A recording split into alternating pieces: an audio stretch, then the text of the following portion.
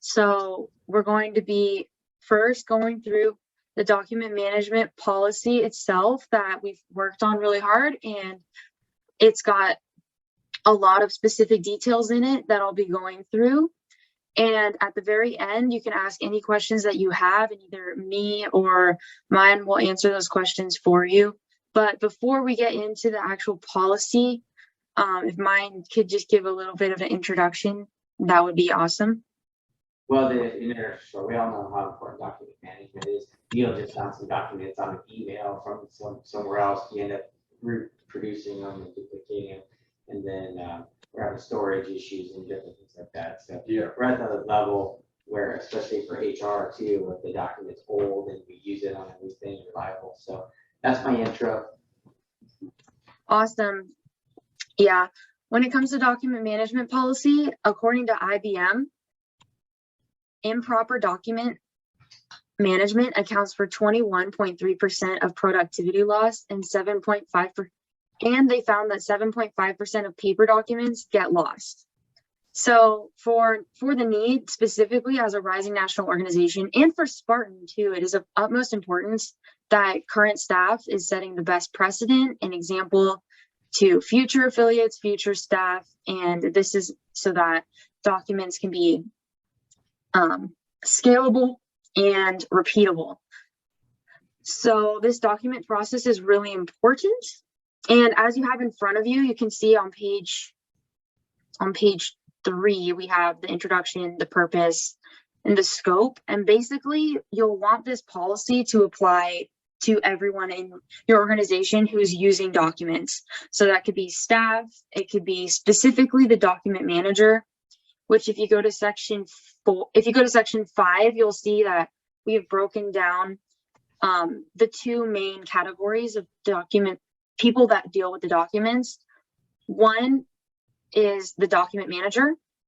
So this is the person who has the 5 main roles, which you can see in section 5.1. And those roles are to move documents forward in the life cycle, which we'll get into in section 6, to move documents from final draft to approval and storage, which to do so requires going through an approval process. And we'll explain these terms as we get to section 6. And then they also are to ensure that all documents that are in use, that are able to be accessed by everybody and printed and used for, say, a procedure or a template or something like that, that all of those documents in use are current and accurate and appropriately shared. And there's explanations on how to appropriately share in section 7. And the document manager person will also encourage the other staff in the organization to comply with this policy. And lastly, in 4th, they're to lead and participate in annual review. So this includes whenever you decide that your annual review is, to go through all of the old documents and make sure that they're still current and accurate. And they should always be current and accurate.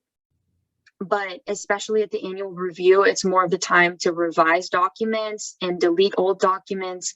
And that goes on by the document manager initiates it, but then staff participates in that annual review. And then 5th, the document manager can assist in document ownership transition when the owner of an incomplete document leaves.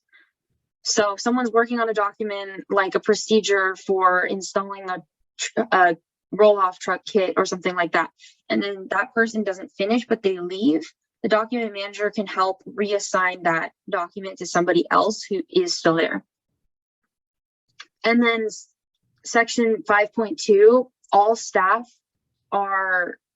they're required to follow this policy itself, and in addition to participate in the annual review. And part of that annual review, each staff member is responsible to clean out their working documents folder, to request deletions, and to request changes to documents in use. Okay, so now I've been talking about working documents, final drafts, documents in use, like what are those? And that's what I'm going to get into next. If you look at section 6, you can see that there's a clear life cycle that documents go through. So it starts with this WD, and you can see the green arrows going across.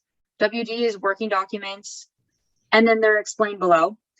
Working documents to final draft, to approval and storage, to use, to maintenance, and then disposal at the end. So first, I'll explain to you what working documents are, because this is really where all staff are going to be creating their documents, because you don't want to have incomplete documents in just all the random files that are being used on a daily basis. Because if someone's creating a document and it's incomplete, then someone else might see that document, print it out, and try to use it, and then you could be out of compliance. You could be ruining a product. There could be all sorts of problems with that. So basically, you can see there all staff have access to an individualized subfolder within working documents.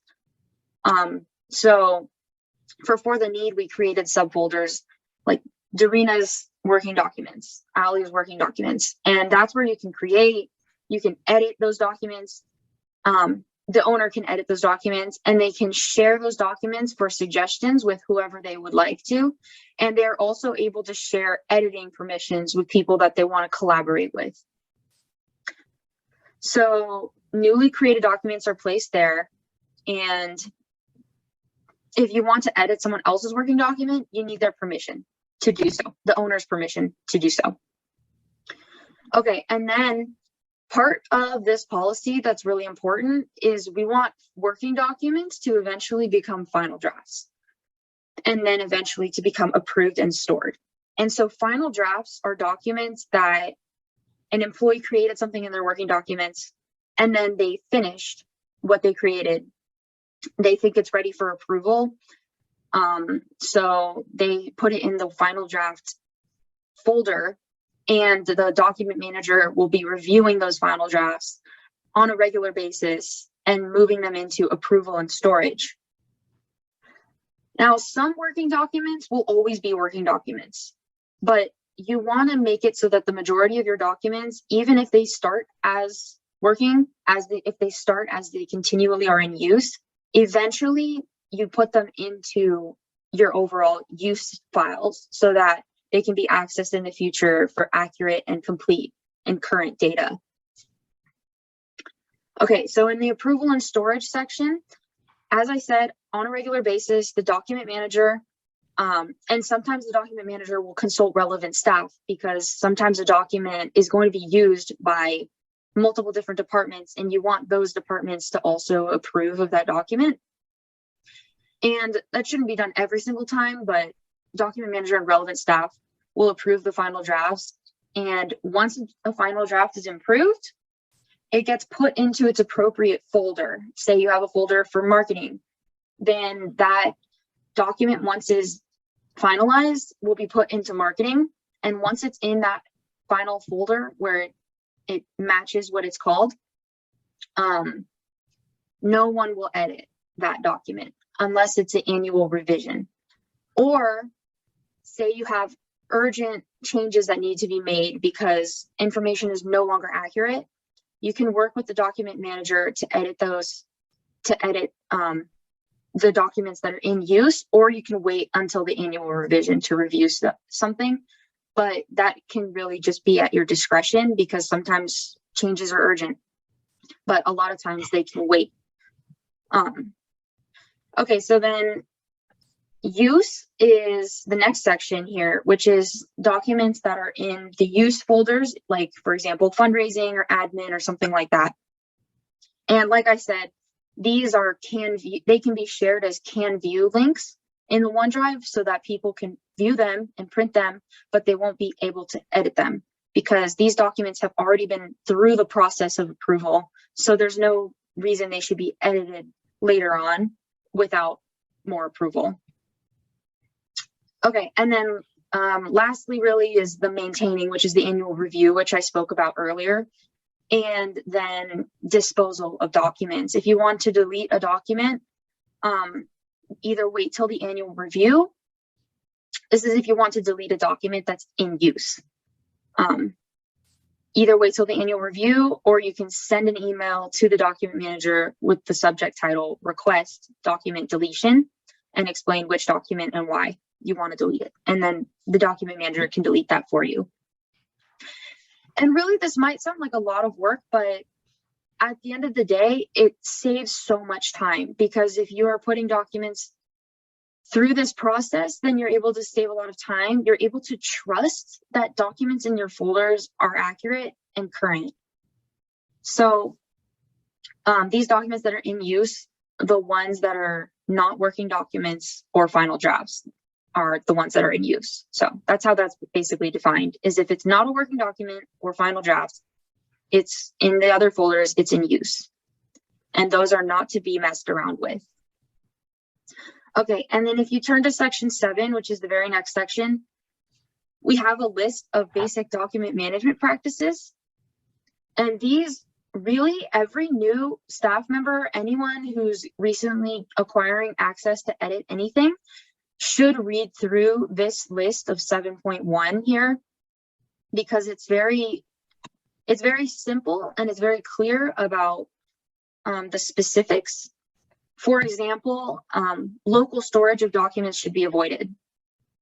Another example is, before creating a new document, search the files to ensure you are not duplicating work. And then another key factor of the basic practices is, before creating a new document, search the files for a relevant template, because sometimes there's already a template for that document. Say an agenda will have a template that you'll want to follow. And if no specific template exists, use the template basic document. And there's a link to that right there. Okay, so I recommend all people read through those basic practices. Okay, section 7.2. This is also a very important section, because when it comes to naming documents, at the end of the day, with our online database, you can search documents based on names. So if your document is not named well, you won't be able to find it, or it will take you a lot longer. So we recommended that all file names start with the short descriptive keyword identifying what type of file it is. For example, form. So if there's a form, it would be titled form space hyphen space, and then what that form is. For example, employee timesheet or something might be a form that you would have titled. So that's naming. And then document formatting. This includes our font style, our font size, spacing, and it's all summarized on the template basic document, which is linked again. It's the same one linked earlier. And we recommend having a template that has our header, which has our logo in it, and a blue bar on the side of the page, and our footer. Every document will have those things. And if you just, and I'll give a little bit of an explanation of how to do that at the end, but it's real simple with the template we created. Okay, and then section 7.4, folder structures. I'm not going to go too into detail on this, but the main idea behind folder structures is that only the document manager should be changing folder names and moving folders and adding folders. Because once you start having everybody changing folders and adding folders and deleting folders, then you basically lose your progress, and it just creates more problems and more time lost. So folder structures need to be protected, and there's a few examples of how to do that. Section 7.5 is going to be specific to whichever organization is using this policy.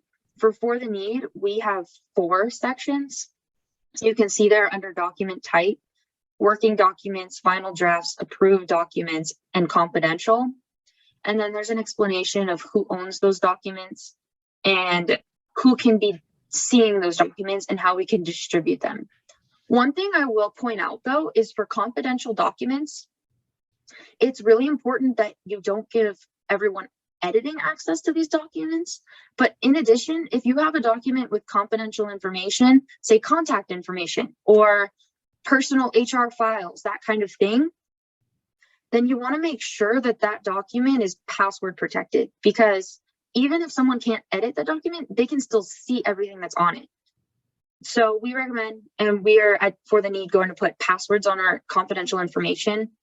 And it's probably a little different because we're dealing with with kids, minors, and we can't have their information get spread anywhere, especially their addresses and other stuff like that. So, and there's videos online of how to do that, but it's actually a lot easier than you would expect to do so.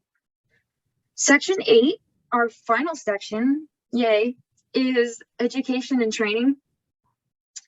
And this section states clearly that all staff should familiarize themselves with this policy, because ultimately you can summarize it every which way you want, but if it's not written down and if that person doesn't know how to look at that document and use that document and see it and refer to it, they're not going to use it. They're not going to remember it. People, you have to share this with them, including the template basic document, which I've included under 8.1 training resources. And it's just really important to be teaching people how to use the OneDrive when they join a company, because OneDrive, as I've learned from my own experience, can be really frustrating if you don't know what you're doing, which is how I started. And just doing some training is really helpful, and I think saves a lot of time in the long run. And lastly, consistent disregard for document management causes inefficiency, ineffectiveness, and therefore a loss of time and money. So it is expected, we expect that staff will take this policy seriously and make their best efforts to understand it, consulting the document manager when relevant. And as shown in the very bottom, you can see there's a couple tutorials that I've linked, and I plan to add more to this section as time goes on. But for now, there's how to create fillable forms in Microsoft Word, which is probably something you've never even heard of because we always create fillable forms in PDF. But in Word, it's important to avoid the use of excessive copies or duplicates. And actually, part of the document management practices in Section 7 includes that you don't want to have any duplicates. And if you're going to have to create a document because you want it in 2 folders, instead of creating a copy, create a link to the original document. And OneDrive has actually fixed the problem where if you move a document, it continues the link. So that's been really cool to see. So you can link documents and you can share documents as can view or can edit or with a password, depending on the permissions. So with all that being said, this is our document management policy for the need, and feel free to take it. I can send you a digital copy if you'd like. But if you have any questions at all, feel free to ask them now. I know it was a ton of information. I hope you're able to keep your questions in your head if you had them.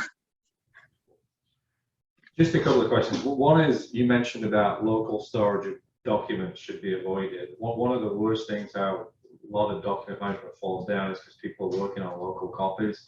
I know SharePoint obviously has the ability to download, and even with those types of, I guess one thing, and the only way to really lock down locally stored stuff is to not allow access to it. Like if you go and you can print something, but you can't save it. Do you see that as a viable option on something like OneDrive, or is it?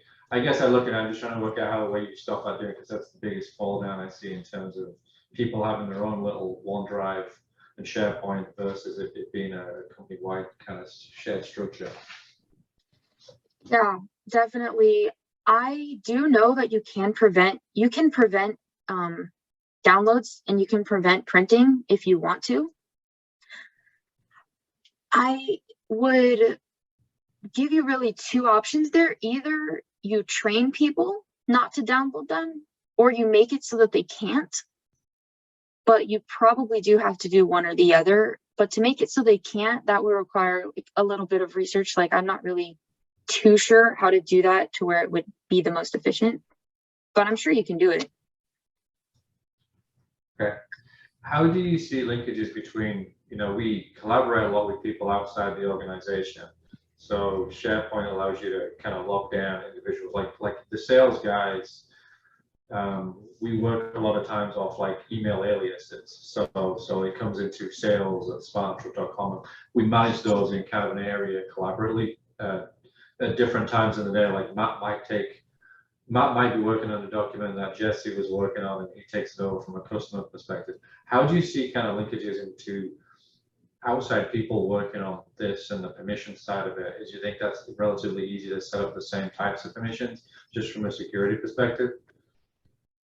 Yes, if you look at section 7.5, the permissions classification in working documents distribution, or really in any of the distribution files, it specifies who can have access. And you can change this however you think would be best for your own organization. But my idea for us was that working documents can be edited by their creator, and they can share can edit links and can view links with whoever they want to. Yeah, I guess what I'm trying to, sorry, go ahead, Al. No, that was all. Yeah, what else? I guess I'm trying to, one of the things that we freely share information with people, and sometimes some of the guys will send documents off on a new design that they might be working on. So, and they do it for the best of reasons to collaborate with people, but there are some areas where it's completely risky that there's like drawings and stuff that should not get sent out because they're going to get patents put on them. I just wonder if there's areas that can be locked permanently that like, hey, this is an area we don't share information in there, or if it does get shared, it gets elevated to a high level so you can see where it's being sent out to and when it was sent out and by whom. There is a way to see who documents are sent to, but then if someone clicks on the link and opens themselves as a guest contributor, if they don't log into an account, then you can't tell who's viewing it unless they're logged in. But there definitely is a way to do that. Dawn knows how to do that. I don't know how to do that, but I do know that you can send documents as can view only, so people cannot edit, but they can make suggestions, which I could include a video on how to do that, but it's actually quite simple. You just go to the review tab and then click track changes. And then when you share the document, or you can even just do it when you share it, when you like, I'm going to do, for example, here, actually, let me just share my screen real quick.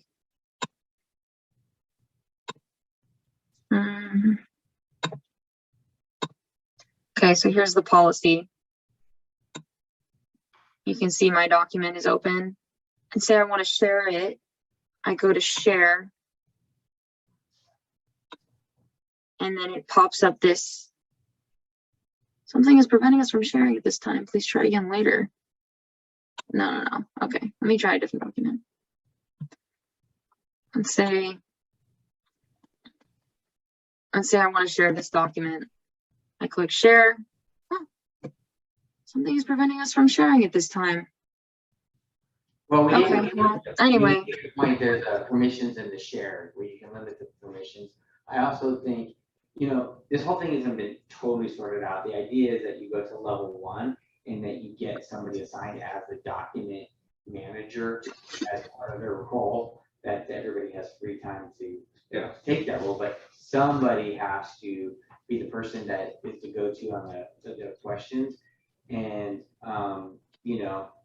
if you have files that are top secret, blueprints or whatever, those are very easy to password protect. And then you're only giving out limited passwords. If you're working in working documents, that's pretty much an open Wild West, right? Yeah. Potentially. The idea is to get them out of the desktops, which we've seen the desktops walk out the door. And, we can work with the document manager and say, okay, hey, how do we want to structure this so that if I'm sharing it with Jacob or sharing with Matt, that maybe we say anytime that it goes into engineering, it's confidential, it gets a password. The password is very easy to implement a Okay. password, so. It's hard to remember with them. Well, but I think on documents where it's Matt and Jacob, you can always have the same one, 007 or whatever, some kind of very simple password that they share as a group, but it's not going to accidentally get shared to somebody. You're deeming it as, hey, this is our drawing, it's confidential, it's in working document. But anyway, the idea is to get a document manager, somebody in the past, Vera had handled that at Looney Bins where she sent a thing out, hey, it's an annual review, go through. It's funny, as now we have this ability to share outside of the group, like before it was an old lady in a file cabinet room protecting her file cabinets against everybody. Now it's like, hey, here's our file cabinets to the whole world. And so implementing a little control is a good place to start. And that's kind of what we're saying. Yeah, I think they like kind of vision for the file structure to start off with. Like even if I look at our old master copies that we evolved from Looney Bins to Spartan, and then we really took on SharePoint as a Casa Grande location. Well, the master copies the SharePoint just turned into an old version of master copies with no hierarchy, no departmental stuff, no organization, even in the top level file structure. So getting that to that point where you have engineering, marketing, human resources, and then designating where each of these goes is super important. Well, the way we did next steps for the need was to get everybody to unload their desktops into working documents. So take your private stuff, you know, and things like that. The issue is if they don't do it willingly, and if they don't do it with all the effort and energy it takes to do that, then you end up with 2 copies. And then in some instances, what happened is then I found other documents and I'm like, you didn't send these over. And they go, oh, I didn't know you wanted these over. Then you go through this whole thing again. We're like, do I have this one or that one? So the first step is getting everybody to move their documents over. Well, the first step is like saying who's going to be document manager. Yeah. The second step is get stuff moved over to working document files, and then have everybody start cleaning up. Dawn's going through the process right now because she's got that copy SharePoint, OneDrive. She's moving it all over to one area, and then she's gonna clean through, and then Allie is gonna work with Debbie over there to reorganize the folders and make sure that the documents in those folders are up to the standard. Move everything out that's not, and then just start this initiation process to try to get it into use documents. So it's effort, but you can take it in bite-sized bits. I did my old race team stuff, which obviously is way smaller, and it took about 2.5 hours. The roadblock was I got additional documents later and had to do a verification. That slowed it down. Yeah. So if we can do it like with some organization, it's not that bad. And we're not IBM or NASA, so we don't have to go crazy. But we do need to start implementing some structure. Yeah, I agree. Allie, earlier you said that something like it's confusing when you first started. You said master copies of SharePoint. So I struggle with that. Dawn will show me, but then the next time I go onto my computer, the whole format changed. So I have OneDrive, SharePoint, master copies, and it changes. Oh, yeah. So I just get frustrated. So I use my local drive to do all my work. That's exactly what happened. Yeah. So I'll show you one thing that I really like that makes it a lot better. Here, I'm going to share my screen. So maybe let me hear, you're saying don't use SharePoint anymore. Is that No. what I heard? I was just saying that it's a little complicated to start if no one gives you instruction on how to first navigate it. One thing that I always do, and if you look at my screen, you can see I'm hovering over a document. I'm not clicking on it. But if I were to click it, it opens in browser. Like it does this. And then it looks all weird. The header's gone. It's like different formatting. I'm going to X that out. Yeah, that happens too, right? Right. So what I do instead is either click these 3 dots or just right click, hover over open, and instead of opening in the browser, open in the app. So look, you'll see. This is what the document actually looks like. Do you have the So- latest, you have a version of Word, huh? What? It's just in dark format, that's all. I It's think. in what? Oh You yeah, have it's it just dark. darker. Yeah, it's just, I look at the screen a lot, so it just makes it lighter, easier on my eyes, I guess. But you can see here, there's a comment. So these are all different features you can do. If I wanted to review it, if I wanted to send this to someone, so this is actually a document that I've been working on for school, for my Frisbee team. So I sent it to my friends, but I didn't want them to just change it all. So what I did was I clicked this review tab at the top, and you can totally do this on any document. And I clicked tracking, track changes. So now if I go here, sounds like this, it redlines it instead of actually deleting. And then later on, I can go back in and I can right click and I We're can losing fix you, that. Allie. Oh, sorry. Can you hear me now? Yeah, I think the more stuff you try to do, the less we can hear you. Oh, okay. I'll stop Because doing every that. time you move stuff around, but in any case, we're gonna have to go, but, this is something that they're using for the need, they take the document manager, the Allie's worked on it. Brandon Stenson was really, helpful because Brandon helped me review that HR stuff, so he actually had a little experience from when we went through all the HR stuff.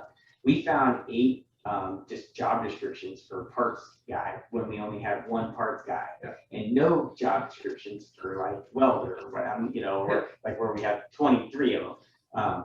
So there was a lot of cleanup and fun work to do. And I just told Brandon, I go, pick the one that you think is best. He's like, well, how am I supposed to know? Like, I go, bro, just pick one, and then get the most current one. So we actually had a little fun, and there is one, but the idea is this is what they're using for the need for Spartan is a bit more complex, and you have to incorporate, maybe you want to outside document all your pictures and your other thing. And then I was talking to Dawn on the way in here, and she was saying that she thinks SharePoint should be the one for Spartan because it's more professional. But the idea is, pick a document manager, start laying out phase 1. You can do it in chunks. It doesn't have to be. We're not NASA. I think the OneDrive element too. I know the SharePoint gets probably a little confusing because it's integrated online, and I know OneDrive also links up to it. Yeah. So the OneDrive format seems like it's much easier. People are used to that file folder access. So, Yeah. and that's worked with smaller documents that we use. Well, those are the discussions you have. You get your team together. I think we need to put this on the agenda and get that meeting for the whole entire group and just start moving the ball forward. It's doesn't need to be an overwhelming thing. Everybody's got a lot to do, but you can figure out what first chunk, first wave is. Maybe picking the platform and get a reasonable confirmation on that. And then the next thing would be picking a document manager, cleaning up what the folders are, and then getting everybody to upload, even if you're, because it comes down to trust. Even if you're doing your own desktop thing, like at some point moving stuff over to a Jira file in that platform you're choosing to use, and knowing that those are the documents. Now when you start moving things around, you capture everything. So that's the next steps. Would it be okay if initially, just say I had to do policy X, initially it just started in my little local drive, just to start it? Well, the difference is you do it in working documents it's not your local drive anymore, but it's Jira in the main working drive. I know, but that's what I'm saying. Can I first do even if it's at home on my own personal laptop, like I first do my brainstorming somewhere else, and then when I'm 80% happy, maybe transferring it to working documents drive. What's the difference? It just seems like in the past, all this process to get to SharePoint or Mac, I don't know, I can't find it later, or somebody modified it. It sounds like somebody could delete it if they wanted to, because it was loose protections. So I was like, oh, hey, I wrote, worked too hard on this file for me to put it in the public domain where Neil can actually delete it. So I just, my insecurity, lack of trust. Is Yeah, just- it's 100%. But when you have your own area in the OneDrive, it's yours. Nobody else can edit it but you. It doesn't disappear. You have to share the edits and things like that. So it's the same thing as having your own, but it's just in a different area. Okay, I If you mean, once I'm trained and get familiar, but if you became like the document manager, if you were the person like whoever it is, who can, they can go shadow Allie. Not that she's an expert, but you're learning these little things. And wait, does every document have its own document manager, or is there one document manager that oversees this whole file structure? When it's a working document, there's a creator of the document and it's in their file. So they are managing their working documents. Once it's moved to final draft, the document manager is now also owner of that document. And at that point, the document manager can request that you put a footer on it or a header on it, or they can even do it themselves once you put it in final draft. So you have to be able to trust that document manager. Yeah, the document manager. the protector of the sacred files that make it into use documents. And it's a cool thing because you move it into final draft, and then the document manager once a week is looking at this final draft document and saying, oh, Vera, you didn't put the right header, I'm sending it back to you, here's how you do it, just giving you a little training. You put the right footer, here's how you do the template, blah, blah, blah. Do all that, submit it again, we'll try to get it in next week. It's kind of like back in America, we used to have this thing, a cartoon about this bill trying to make it Capitol Hill, and then we kept trying to go, and it got revised and vetoed, and blah, blah, blah. And you're trying to get it into use document. It's almost like a point of glory where, my bill made it. But that's also where some of the training comes in. Neil put the thing in for final document. Let's say you're the document manager, you've been trained, you send it back to them. You didn't use PowerPoint font, blah, blah, whatever. We're not going to go crazy. But it's the same thing. It's like, whether, you talk about consistent brand, even on our signatures that we have in our email headers, everybody should have a standardized signature, which is throughout the organization. And even now we've got different ones with different fonts. Chuck's got 3 different fonts on his, so there's no standardized process for it. And we're reeling from the pain. We watched, you're saying, hey, can I do this from home? We just had somebody else doing stuff from home, and he took his laptop and there it went. So you want to build trust and have something secure and good that they can use. And you want to say, no, it's going to be here, not there. And then you go through this process. And then we just, you found the operating procedure that we're redoing and it's just, you want to get everybody like what she said, there's this standard protocol, and we just had the same thing with creating new customers.